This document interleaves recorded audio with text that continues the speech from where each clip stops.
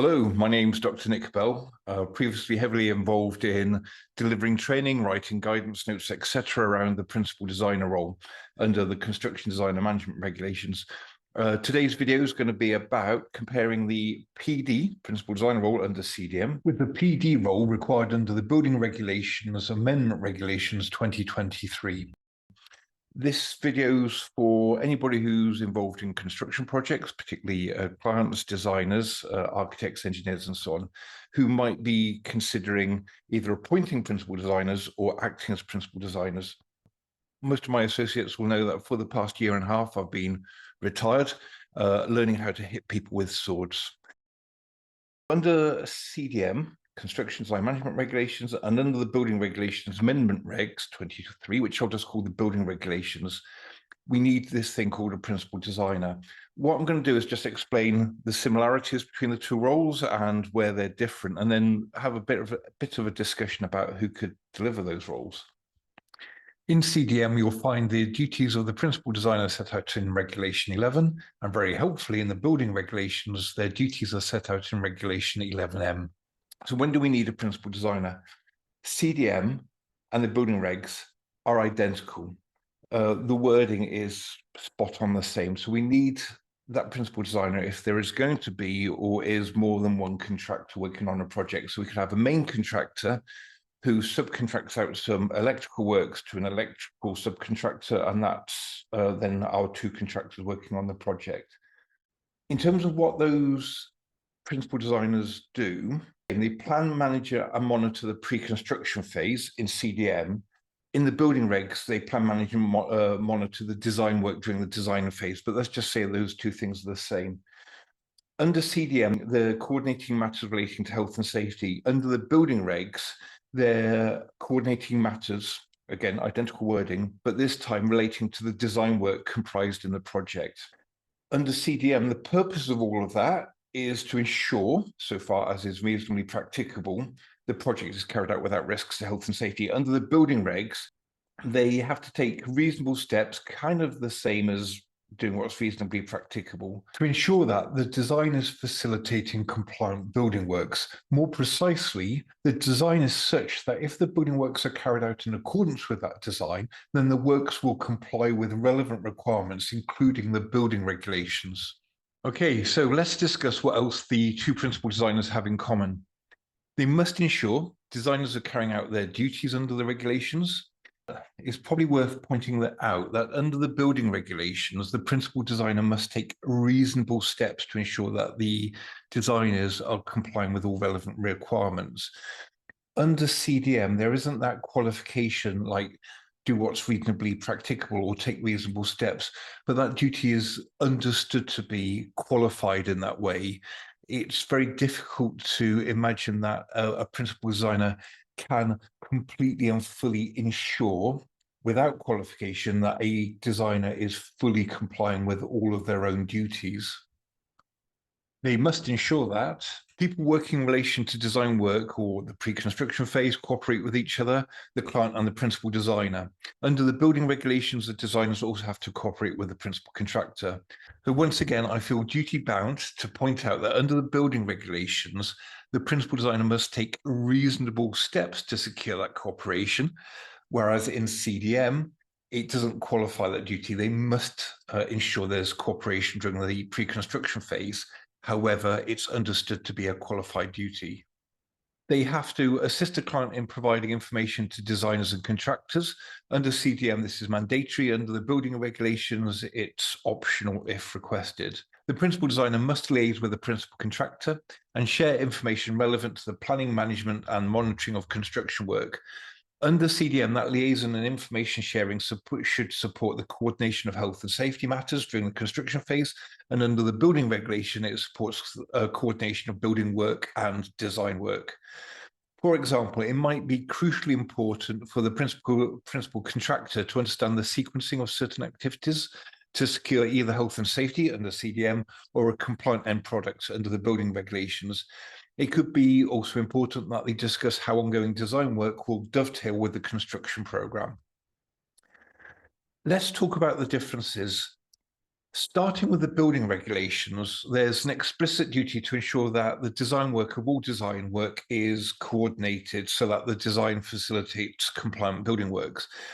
I think that's always been recognised that that's the role of the PD and the CDM, but you do have to look at the guidance such as 0153 and the industry guidance to see that explicitly stated. There are then 3 new requirements for the PD under the building regulations. Firstly, a PD has to have regard to any comments a principal contractor has about compliance with relevant requirements. Secondly, they have to prepare a written explanation of what they've been up to comply with their own duties within 28 days of their appointment ending. And finally, a replacement principal designer must review the original principal designer's arrangements. I mean, really, they all seem to be quite logical requirements to me, but are different. You don't see those in CDM.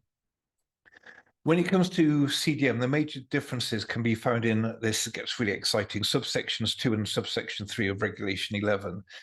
Subsection 3 is telling the principal designer to focus attention on health and safety risks to people through the whole life cycle of the project, construction, maintenance, cleaning, operation, all the way through to eventual demolition. Subsection 2 is a bit of a word salad, and it tells the principal designer to use available information and consider the time and sequencing of stages of work to help manage risks. As a simple example, it's a really common experience to see a sequencing drawing from the designers to show what key elements of work are occurring, where and when, to avoid either hazardous clashes on site or to manage the interface between the work and existing activities on site or with members of the public. So let's summarize where we're at. The vast majority of the duties of the principal designer under CDM and under the building regulations are similar to the point of having almost identical wording. The key difference, obviously, is that CDM is focusing on health and safety, while the building regulation is about generating design that facilitates compliant building works. So let's finally get on to talk about who can be principal designer.